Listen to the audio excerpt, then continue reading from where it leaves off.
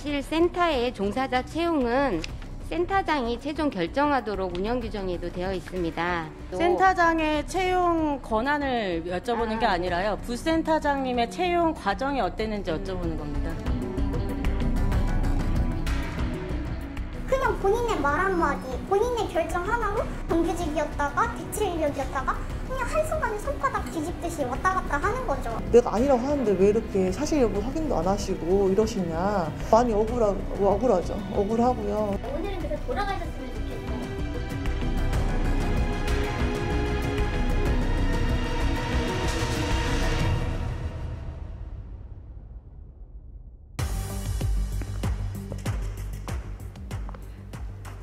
지역 주민들에게 정신건강과 관련된 서비스를 제공하는 공공기관으로 정신건강복지센터가 있습니다. 그런데 천안시 서북구 정신건강복지센터에서는 최근 직원과 사측 간의 갈등이 심화돼서 시민들의 피해가 우려되고 있습니다. 대체 이곳에서는 무슨 일이 일어나고 있는지 이럴수 이슈에서 들어봅니다.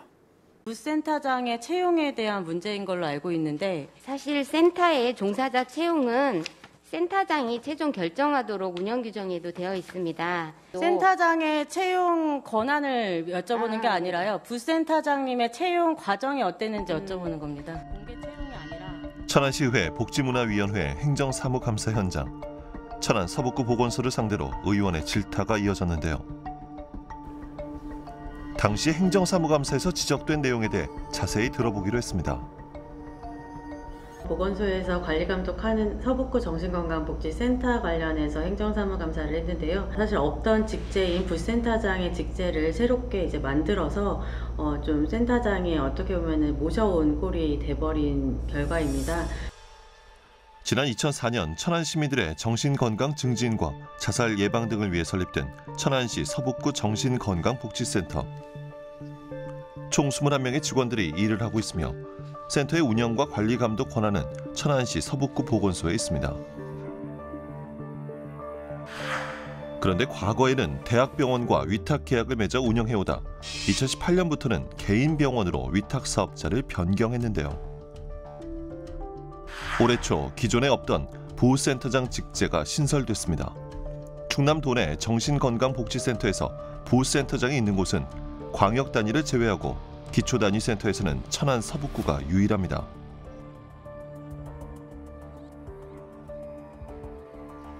그렇다면 왜 없던 직제가 갑자기 생겼을까요? 대학병원이나 이런 데랑 민간 위탁을 하면 거기에는 교수님이나 대학교 교수님들은 일주일에 2번만 온단 말이죠. 늘상 직원들끼리만 운영하는 거잖아요, 센터가. 누군가는 관리자가 좀 필요했던 것으로 팀장이 보여져요. 하는 거 아니에요? 그 원래 직제에서는? 직원들의 이런 거하고 센터장님의 소통 그 창구가 그분 혼자만으로 이루어지다 보니까 그분도 굉장히 어려웠던 것 같아요. 그런데 이 부센터장의 채용 과정에서 문제가 있었다고 합니다.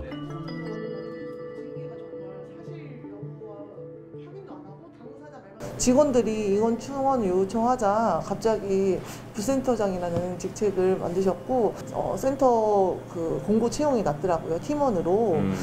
근데 얼마 지나지 않아 부센터장님이 채용되었다는 통보를 받게 되었습니다. 부센터장에 대한 채용 과정부터 결과까지 운영위원회를 거쳐야 함에도 불구하고 그런 과정이 전혀 없었고, 그리고 센터장이 사실 독단적으로 결정한 꼴이 돼버린 겁니다. 센터에서는 당초 팀원으로 2차례 구인 공고를 냈지만 응모자가 없어서 결국 센터장이 주변의 추천을 받아서 직원을 채용했는데요. 정작 채용된 직제는 팀원이 아닌 부센터장이었습니다. 그리고 부센터장 직제 신설을 위한 운영위원회도 채용을 결정한 이후 대면이 아닌 서면으로 열었습니다. 그런데 이곳 부센터장의 연봉은 기초 단위임에도 다른 광역센터의 부센터장보다 높게 책정돼 있습니다. 게다가 이곳의 부센터장은 겸직까지 허용받고 있습니다. 부센터장에 대한 겸직도 사실 문제가 되는데요. 운영 규정에 따르면 겸직이 제한이 되어 있는데 근로계약서 상에 보니까는 그 겸직이 가능하게끔 이렇게 좀 계약도 맺었더라고요. 사실 운영 규정에 따르지 않는 거다 보니까는 사실 맞지 않는 거죠. 네, 그리고 행정사무감사에서도 그 부분에 대해서는 담당하시는 과장님께서도 인정하셨습니다. 그럼 부센터장이 실제로 겸직하고 있는지 확인해 보겠습니다. 혹시 선생님이 거기에 외부 출강을 하시는지 좀 여쭤보려고 전화드렸습니다. 이론 수업은 확인을 해봐야 되거든요. 잠시만요. 수업하시는 걸로요. 혹시 거기 선생님이 외부 출강을 현재 하고 계신가요? 네. 어떤 과목 맡으시고 계신지요? 지역 실습 나가고 있습니다. 운영 규칙과 다르게 겸직을 허가해주는 근로계약을 맺었고 실제 외부 일도 하고 있다는 건데요. 이 때문에 천안시의회 행정사무감사에서도 특혜가 아니냐는 지적이 있었습니다. 센터장의 입장을 듣기 위해 센터장이 운영하는 병원으로 찾아가 봤습니다. 감사합니다. 혹시 병원 맞나요? 혹시 원장님 분 있으실까요? 그 정신건강복지센터 관련해서 좀 여쭤볼 게 있어가지고 찾아온 거거든요. 예. 지금 원장님께서 취재에 동의하지 않겠다고 하셨어요. 그러실까요? 센터장은 이후 서면으로 답변을 보내왔습니다. 부센터장을 영입한 이유는 자신이 비상근으로 근무를 하기 때문에 상근으로 일하는 관리자가 필요해서였고 또한 일부 다른 지역의 기초단위 센터에서도 부센터장 직제가 있으며 부센터장의 겸직을 허용한 이유는 인근 대학에서 실습 요청이 있었고 센터의 운영 방향과 부합하다고 판단해서 허용했다고 합니다. 하지만 운영 규정상 부센터장의 업무는 기존 상근 팀장과 큰 차이가 없어 보였고 겸직 허가는 분명 운영 규정에 어긋나 보입니다. 부센터장이 부임한 이후 기존 직원들의 급여 체계가 호봉제에서 연봉제로 전환이 시도되면서 마찰이 발생했다고 합니다. 연봉제를 만들 거고 직원들 평가 기준을 지금 만들고 있다. 어떻게 생각하냐.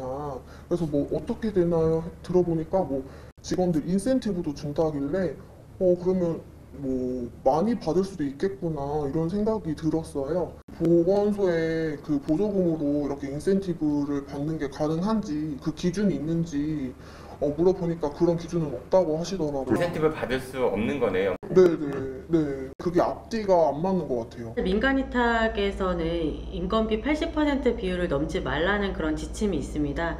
그러다 보니까는 또 직원분들에게는 호봉에서 연봉제로 바꾸자고 하는데, 근데 부센터장의 연봉은 사실 좀 높게 좀 책정이 되다 보니까는 근로자분들의 입장에서는 좀 불만 섞인 목소리가 좀 나올 수밖에 없는 구조였던 것 같습니다.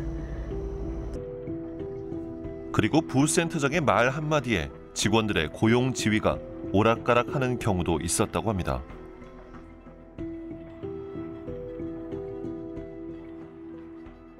원래는 이제 대체 인력으로 들어온 사람이에요. 센터장님이 선생님의 업무 능력을 높게 평가해가지고 정규직으로 일을 할 수 있도록 하시게 다른 간호사 분을 채용을 이미 해놓으셨던 거예요. 제가 원래 들어가려고 했던 자리인데 본인이 한 게 좀 그랬는지 자리가 또 하나 나니 선생님을 그쪽으로 자리를 가게 해줄 수 있겠다. 그래서 저는 또 그래 다행이다 라고 또 생각을 했는데 그 자리에 누구를 또 뽑은 거예요. 그 사이에? 얘기해놓고요? 네. 그래서 저는 또 붕 뜬 거죠. 그냥 본인의 말 한마디, 본인의 결정 하나로 제가 이 팀에 속했다가 저 팀에 속했다가 정규직이었다가 대체 인력이었다가 그냥 한순간에 손바닥 뒤집듯이 왔다 갔다 하는 거죠. 실례하겠습니다. 이런 상황에 대해 부센터장의 입장을 들어보려고 센터로 찾아가 봤습니다. 안녕하세요. 네. 예. 저한테 문자나 연락을 주고 오셨어야 되는데. 네. 일단은 보건소예요. 여기는 보건소 간섭을 하는 곳이에요. 네. 설명이나 이런 거는 소송이 되지 않으면 하실 수 없어요. 궁금한 거 여쭤보러 아니요, 왔어요. 죄송합니다. 근데 인터뷰 요청하는 문서를 정식으로 좀 보내주시고요. 네. 그렇게 해주시면 좋을 것 같아요. 오늘은 그래서 돌아가셨으면 좋겠어요. 이후 통화를 시도했지만 연락이 되지 않았습니다.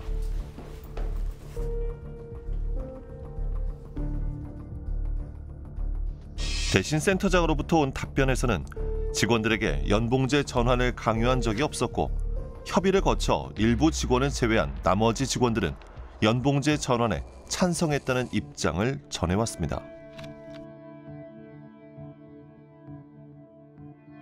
아무래도 호봉제에서 연봉제로 변경하는 것이 불이익할 소지가 다분하기 때문에 그 경우는 노조가 있는 사업장의 경우는 과반수 노조가 있는 사업장의 경우는 과반수 노조 대표자의 의견을 동의를 들어야 되고 노조가 없으면은 그 집단적 회람 방식에 의한 근로자들이 동의 절차를 반드시 거쳐야 됩니다. 이런 가운데 최근 일부 직원들이 센터로부터 석연치 않은 이유로 징계를 받은 일도 있었다고 합니다. 저희 센터에서는 천안시 내 대학생들이 저희 센터 내에서 선생님들이 하는 업무를 같이 보조해주고 있는 근로장학생들이 있습니다. 갑자기 저희한테 회의를 소집하더니 근로학생이 이렇게 뭐 호칭과 뭐 그 청소 업무 이런 것들 때문에 뭐 민원이 들어왔다. 그 학생들을 저희가 직장 내 괴롭힘이라고 하는 말에 의해서 갑질했다고 해가지고 저희가 이번에 징계 1개월 감봉을 받았습니다. 근로학생에 대한 직장 내 괴롭힘으로 징계를 받았지만 거기서 끝이 아니었다고 합니다. 어떻게 하다 보니까 내부에 있는 내용을 알게 됐어요. 그러니까 거기 내용 들어보면 저를 약간 타겟으로 좀 두어서 선생님만 없으면 될 것 같다. 이제 사업이 잘 운영될 것 같다라는 식으로 그런 발언들이 계속 나오기 시작했어요. 그런 자료를 뭐 확인을 하셨어요? 네, 내부 자료를 열람한 거에 대해서 다시 또 조사가 또 들어가고 또 이제 또 징계위원회를 하면서 대기 발령이라는 걸 카톡으로 보내셨어요. 아, 그러니까 징계를 연달아 받으신 거네요? 네, 감봉 네, 2개월도 네, 받고 그 네. 이후에는 또 대기 바로 발령. 대기 발령.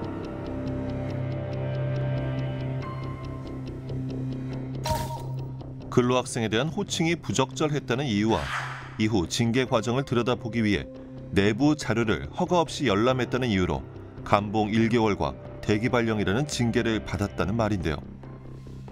이거는 다 이미 끝난 상황, 이건 10월 20날 끝난 상황이거든요. 근데 이거는 11월 지금 그때가 11월 8일이란 말이죠. 그래서 그건 다 민원이 끝났고 그 부분에 대해서는 다 마무리됐는데. 이런 상황에 대해 관리 감독 권한이 있는 천안시 서북구 보건소는 어떤 이야기를 하는지 들어봤습니다.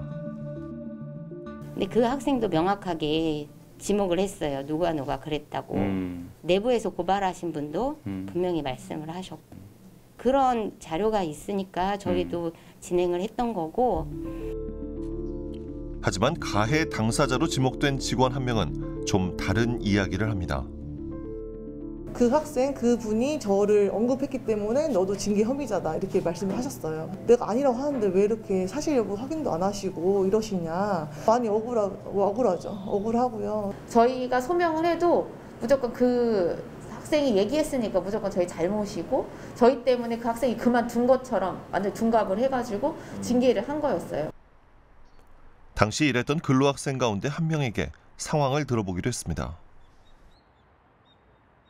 저 부르실 때는 그냥 이름 부르시거나 아니면 그냥 근로학생, 근로선생님 이렇게 불러주셔가지고 그 친구 처음 봤을 때 그 선생님들이랑도 말 편하게 막 지내는 것 같아가지고 사실 직원분인 줄 알고 1, 2주 정도는 청소를 했었는데 담당 선생님한테 저희 청소 업무 하면 안 된다고 말씀드리고 그 뒤로는 한 번도 안 시키셨거든요. 그렇게 큰 문제가 아닌데 이렇게까지 될 일인가 싶었어요. 그럼 직원들이 생각하는 징계 이유는 무엇일까요? 저희가 노조를 11월 1일 날 통보받았고 이게 그 일주일 안에 이게 벌어진 일이라서 혹시 저희가 노조 만들어서 저한테 지금 제가 그 대표라 저한테 타겟을 주시는 거 아니냐, 그러니까 너무 그렇게 확대 해석하지 말라 막 이러는 식으로 말씀하시고. 센터 측과 직원들 간에 여러 문제와 갈등이 지속되는 상황. 직원들은 노조를 결성했습니다. 저희가 처음에는 21명 중에 18명이 같이 참여를 해주셨어요. 이거에 같이 동참하는 차원에서 18명이 해주시고 지금은 17분이 같이 함께 참여하고 계세요. 센터 측에서는 이제는 당황스럽고 왜 이런 걸 만드냐. 우리는 해주려고 했는데 이 노조를 설립하고 이렇게 하는 바람에 이건 다 무산되는 거다. 그래서 그냥 위탁 해지할 거다. 뭐 이런 식으로 반응을 보이셨어요. 실제로 센터장은 병원 운영이 어렵다는 이유를 들면서 위탁사업 중도 해지 의사를 직원들과 천안시에 통보했습니다. 이렇게 노사 간의 갈등이 심화된 상황에 대해 천안시 서북구 보건소는 어떤 입장일까요? 직원들도 만나서 그런 의견을 들어보고 저희는 중재하고 협의안을 좀 만들어 보려고 했었던 사안이고, 직원들은 그렇게 미팅을 했는데 본인들을 또 억압한다고 자꾸 하니까 직원들 더 만나기는 좀 부담스러워졌어요. 서로 간의 불신으로 대화까지 단절돼 해결의 실마리는 보이지 않습니다. 보건소가 그동안의 관리 감독의 부재가 결국 지금의 이런 사태가 나타나지 않았나라는 생각이 듭니다. 관리 감독이 보건소인 만큼 그런 좀 적극적으로 여러 가지 좀 대처를 해야 될 것 같다라는 생각도 들고요. 좀 필요하다면은 천안시 의회에서도 특별 감사까지도 좀 하는 걸로 해서 좀 그렇게 좀 진행을 할 계획입니다. 센터의 운영에 여러 문제가 발생하면 피해는 고스란히 시민들에게 돌아갈 수밖에 없습니다. 센터가 본래의 역할을 다할 수 있도록 천안시의 적극적인 노력이 필요해 보입니다.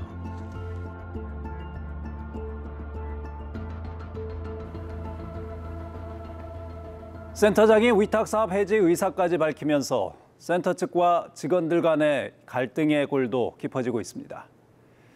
정신건강복지센터는 시민들의 정신건강을 위해 설립된 공공기관인 만큼 피해가 시민들에게 돌아가지 않도록 관계당국이 의지를 갖고 문제 해결에 나서기를 바랍니다.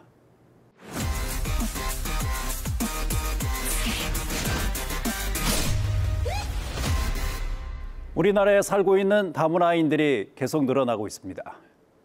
이들이 우리 사회에 잘 정착하기 위해서는 해결해야 할 과제들이 많습니다. 한국어 수업과 문화예술 프로그램을 통해 다문화 가정의 아이들을 보살피는 한 시민을 현지인에서 만나봤습니다.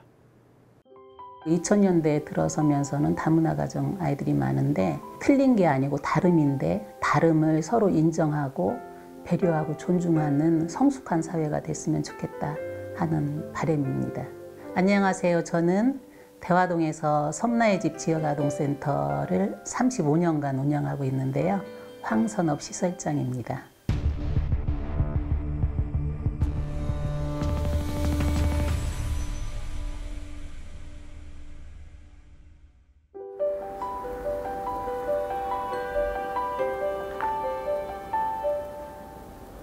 대화동이 언덕백이거든요. 그래서 3분의 2 정도는 산업단지고 3분의 1 정도가 주거단지인데요.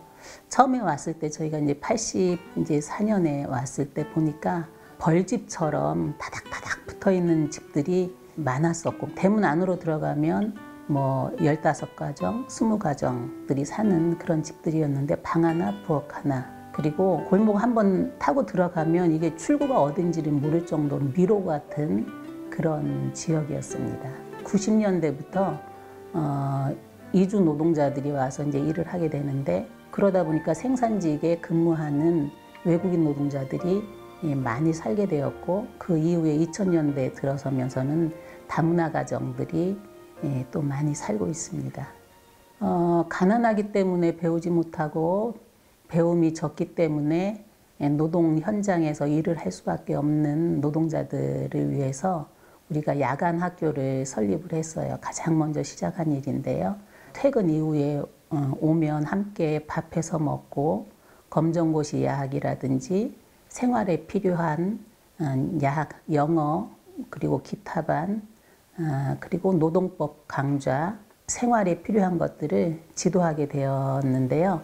그 당시에 어린이집이 없었고 종일제 유치원도 없었던 시절이어서 저소득 맞벌이 부부들이 회사를 가야 되는데 어린 자녀들을 문을 잠그고 간다든지 그 어린아이들이 하루 종일 거리에서 방임되는 사례들이 많았습니다. 그런 아이들을 방임할 수가 없어서 저희들도 능력이 없지만 12시간 타가를 시작을 했습니다. 오전 7시부터 저녁 7시까지 아이들을 돌봐주는 일들을 대전에서 처음으로 시작을 했습니다. 그렇다면 이 다문화 가정 아이들이 날마다 맞닥뜨려야 하는 학교, 교실은 이들에게 어떤 곳일까요? 발표물층 아무도 없어요? 더듬더듬 책 읽기는 괴롭기만 하고 초등학교를 지나 중학교에서 학업을 포기하는 다문화 학생 비율은 전체의 2배가 넘습니다. 아기, 타이어, 자두, 사자.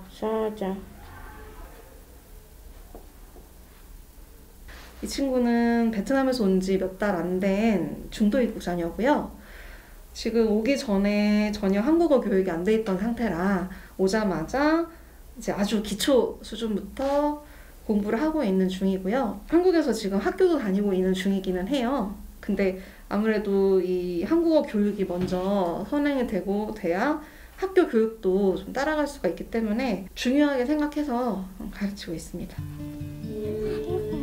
자, 그 다음에 아우제 가르쳐준 사람. 아우제 승민아 작은 불꽃부터 쓰라고 그랬어. 그치? 작은 불꽃. 네.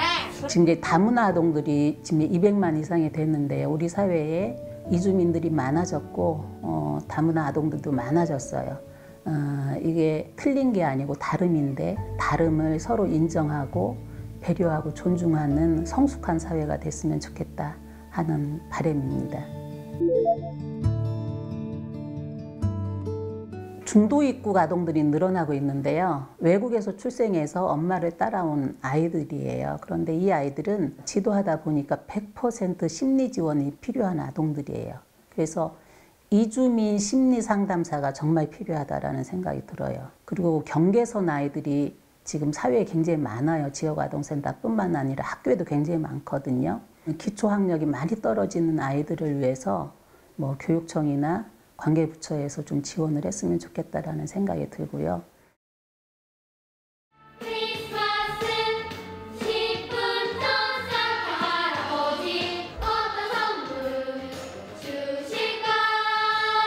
아이들을 보니까 굉장히 불안하고 뭐 집중력도 부족해서 이 아이들에게 인내심과 집중력 그리고 자신감을 갖게 하려면 어떤 교육을 하는 게 좋을까 고민 끝에 문화예술 교육을 하면 좋겠다라는 생각을 했습니다.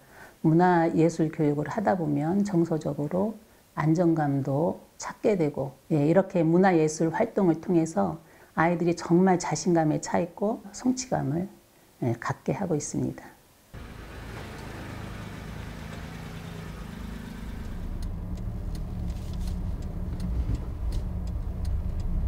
네, 아시는 분이 그 사용하던 전기 매트를 지금 사용 안 하는데 필요하신 분이 있으면 드리겠다고 그래서 시리아 가정 갖다 드리려고 하는데 그 가정은 7식구인데 지금 전기장판이 하나도 없어요. 안녕하세요. 안녕. 아이고 많이 컸네. 막 이제 기어다니네.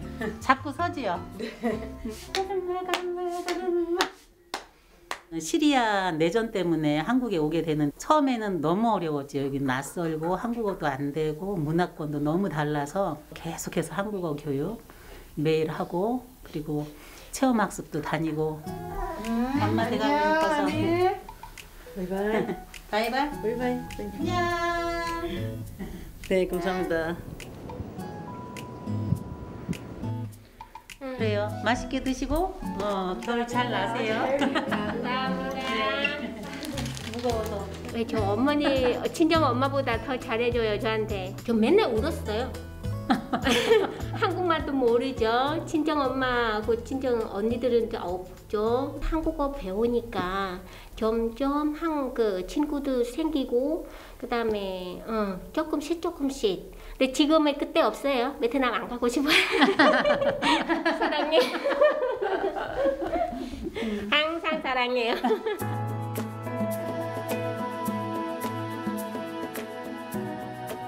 지역아동센터에서 아이들만 잘 봐가지고는 아이들을 제대로 돌볼 수가 없어요. 아이들은 그 가정의 뿌리를 내리고 있고 지역사회가 함께 해야 된다고 생각하거든요. 그래서 학부모하고도 끊임없는 대화와 교육과 상담을 통해서 가정이 건전하게 설 수 있도록 튼튼하게 설 수 있도록 노력을 하고 있습니다.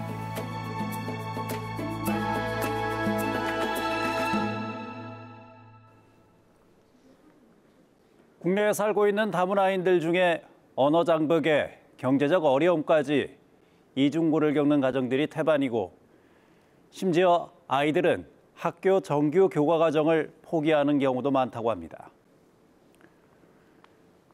이들이 잘 정착해 당당하게 공동체의 구성원으로 자리매김할 수 있도록, 그래서 우리 사회가 건강한 다문화 사회가 되도록 정부와 사회가 더 많은 관심과 지원을 해야 할 것입니다.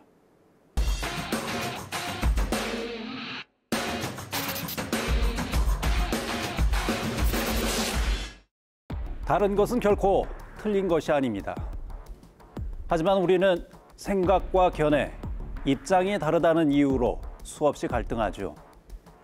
이념 갈등, 세대 갈등, 남녀 갈등, 노사 갈등. 지금 이 순간 우리가 마주하고 있는 수많은 갈등 역시 상대를 틀렸다고 규정하고 자신들의 입장만을 강요하기 때문에 벌어지는 일들입니다. 다른 것을 틀린 것으로 바라보면 상대는 그저 교정하고 극복해야 하는 대상이 되어버리고 맙니다. 상호 존중과 이해가 바탕이 되는 대화와 타협은 휘발되고 반목과 갈등만이 남을 뿐이죠. BTS의 노래 제목처럼 우리는 각자 하나의 소우주이며 그 존재 자체로 소중한 하나입니다. 서로의 다름을 이해하고 존중할 때, 또 포용으로 서로 안을 때, 비로소 우리 사회는 각자의 불빛으로 밤하늘 전체를 밝히는 아름다운 우주가 되는 것이 아닐까 싶습니다. 시사인대사람, 다음 시간에 뵙겠습니다.